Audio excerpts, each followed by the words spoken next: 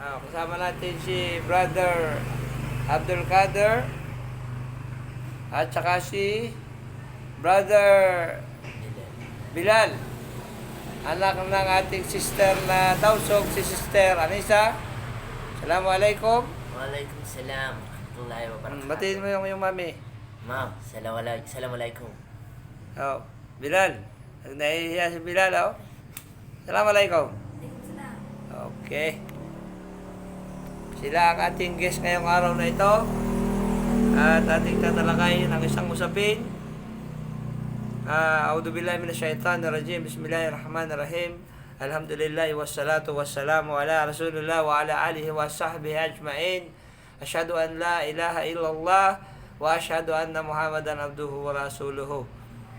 Ang papuri kay Allah subhanahu wa ta'ala, siyang tunay at tanging nag-iisang Diyos at tawa. Ang kanyang kapayapaan, pagpapala at pagpugay ay map sa ating mahal na Propeta Muhammad sallallahu alaihi wasallam. Ako'y sumasaksi na walang Diyos na karapat dapat sambahin maliban sa Allah, at ako'y sumasaksi na si Muhammad ay kanyang propeta at huling sugo. Isang malaking kamalian ang ikwento ang mga kasalanan na minsan mong nagawa. Lalo na kung ito'y kwento o ikukwento na parang walang alaala. Isang karanasan na tila ay pinagmamalaki o pinagkukunan ng tapang sapagkat ang tunay na Muslim, kapag tunay na nagsisisi, ay hindi marunong magyabang sa kanyang kahapon. Sa halip, siya ay takot na baka hindi pa siya pinatatawad ni Allah at nahihiyang banggitin ang mga sandaling nilabag niya ang kanyang mga utos.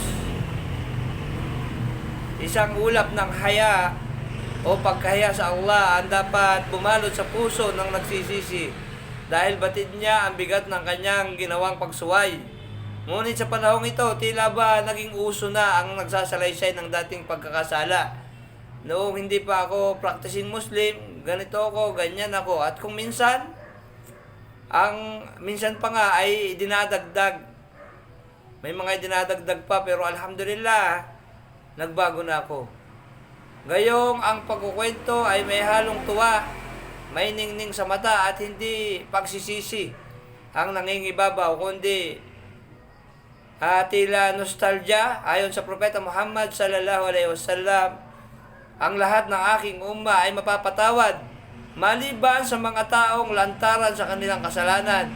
At ipinaliwanag niya, kabilang sa pagiging lantaran ay ang isang tao na gumagawa ng kasalanan sa gabi at siya ay tinatakpan ito, ngunit kinaumagahan ay sasabihin niya, ginawa ko kagabi ang ganito ganyan. Habang si Allah ay tinakpan siya, ngunit tinanggal niya ang takip ni Allah mula sa kanyang sarili. Subhanallah, gaano kabait si Allah na tinatakpan ang ating mga kahihiyan. At tayo mismo ang bumubunyag nito. Hindi ba ito ay isang uri ng ingratitude sa habag ni Allah? Ang tunay na nagsisisi ay hindi naghahanap ng entablado o simpatya. Tahimik siyang lumuluha sa dilim ng gabi, umiiwas sa mga tao, at buong puso ang pagsusumamo. Ayon kay Sheikh Ibn Baz, ang pagsisiwalat ng kasalanan, kung walang benepisyo, ay haram. Ang nararapat ay itago ito at magsisi.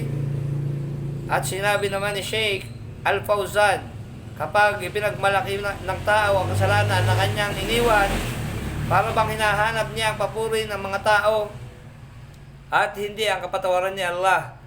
Ngunit sa kabila ng babalang ito, itinuturo rin ng Islam ang kabalansihan at hindi ito bulag sa realidad. May mga pagkakataon na pinahihintulutan ang pagbanggit ng kasalanan, ngunit ito'y nasa loob ng mahigpit na hangganan. Una, kung ito ay para humingi ng fatwa o opinion sa taong may kaalaman. Halimbawa, Sheikh, ako po ay minsang nahulog sa ganitong kasalanan. Ano po ang dapat kong gawin? Pangalawa, kung ito ay sinisiwalat sa hukuman upang magkaroon ng hustisya, tulad ng pagsumbong sa pang-aabuso o panlilinlang. Pangatlo, kung ito ay bahagi ng nasiha o yung pagtuturo sa iba upang babalaan sila sa landas ng kasamaan. Subalit, ito'y dapat banggitin ng may tunay na pagkababa pagkahiya at layuning magpaalala, hindi magkwento ng dating astig na buhay. Pang-apat, kung ito ay bahagi ng testimonya upang linisin ang sarili o ipagtanggol ang karapatan. Ang lahat ng ito ay may isang batayang kondisyon. Hindi ito dapat magdala ng pagyayabang, pagbibiro o pagiging normal sa kasalanan. Ang dila ay dapat alagaan dahil ang isang pagkukwento ng kasalanan ay maaaring magpasiklab ng apoy sa puso ng nakarinig. Lalo na kung siya ay mahina pa sa pananampalataya. Kaya't, oo, ang pagsasalaysay ng kasalanan ay hindi laging haram. Ngunit ito'y isang mapanganib na larangan kung saan ang puso at layunin ng nagsasalita ang tunay na sinusukat.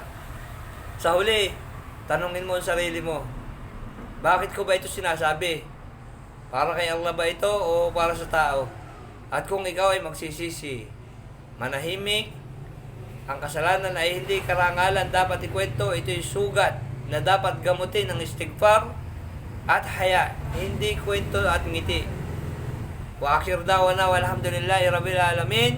Assalamu alaikum warahmatullahi wabarakatuh.